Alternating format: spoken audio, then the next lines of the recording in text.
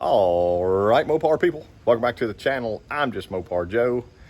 I had to figure out what I wanted to do for ignition on my little blue truck here, which is supposed to be a kind of like a 500 horsepower old farm and field truck that I pulled out.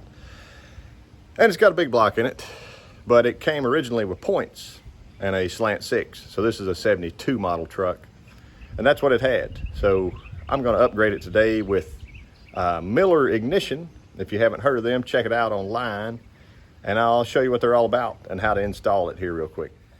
So here is our ignition box.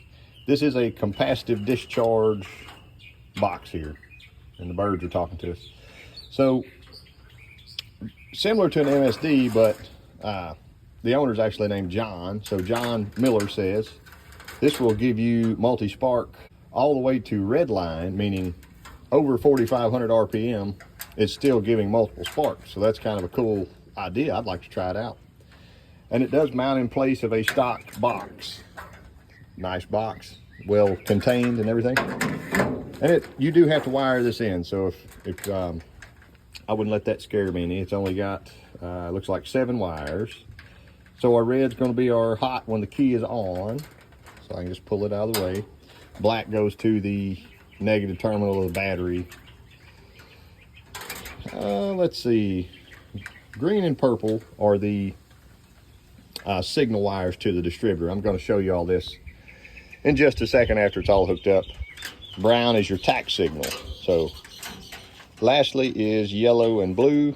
That'll be your hot and your negative to your coil. So really simple. I think this will work with about any coil out there.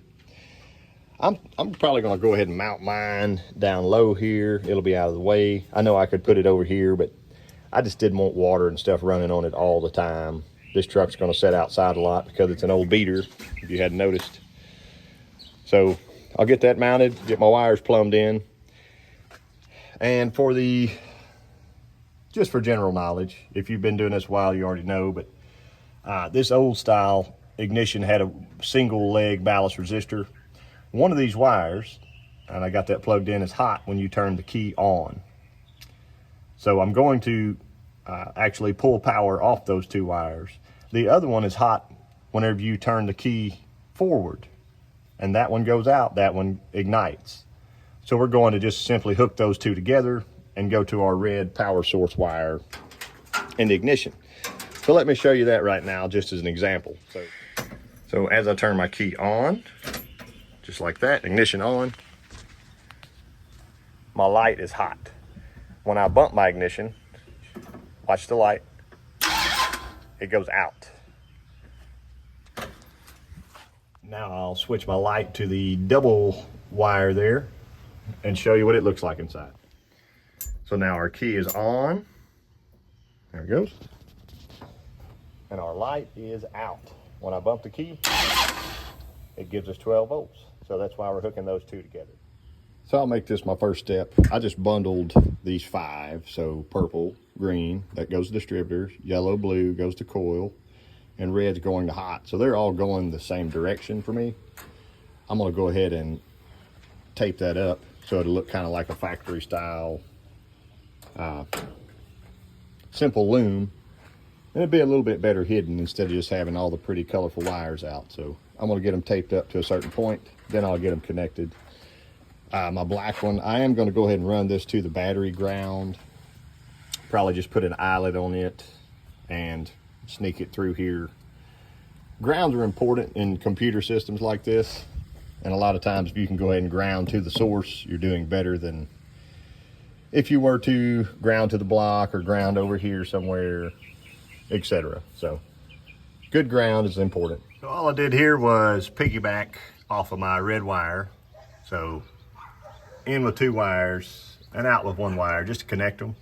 This is a piece of heat shrink that I've just expanded on the ends. I'm gonna slide it up like that, and it'll help kind of seal everything in. My connections are very tight where they plugged in there, so all that's good. Let me get this shrink up and then tucked back. This harness is basically done. I've got my coil wires up here, yellow and blue. I'm assuming yellow is hot. I'm gonna double check that before I hook the other one up. But this will give me fire in just a second, and I need to run my little ground over. So here's our box, finished installed.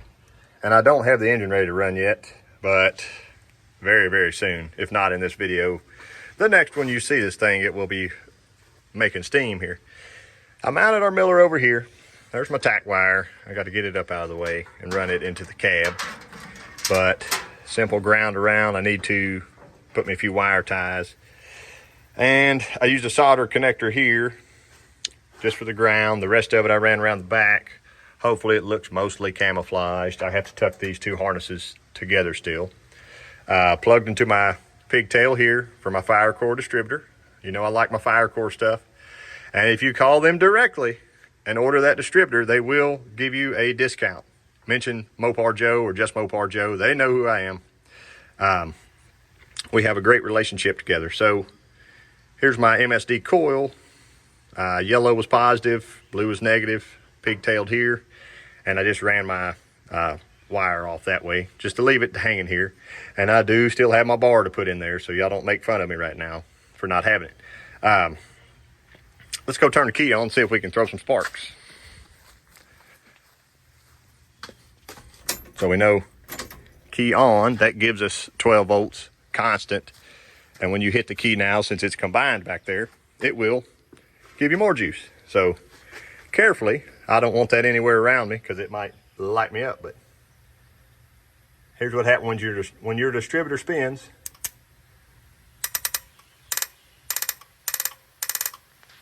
There's our fire. So I'll get you a little closer so you can see what's happening here.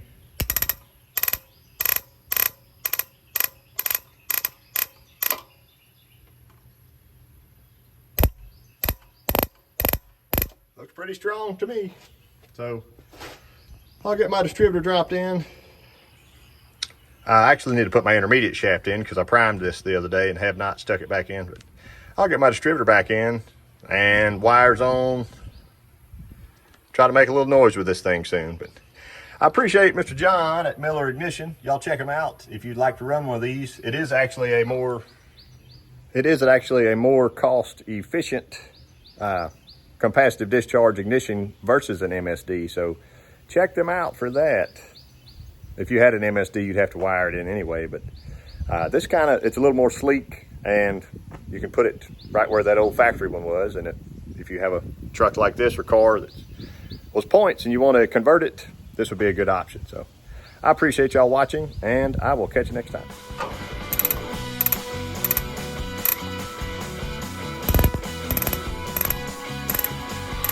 That's pretty stout. Y'all check out Miller Ignition if you have not. Mr. John is a good dude. And we got some strong spark happening here. A little 500 horsepower old ratty farm truck.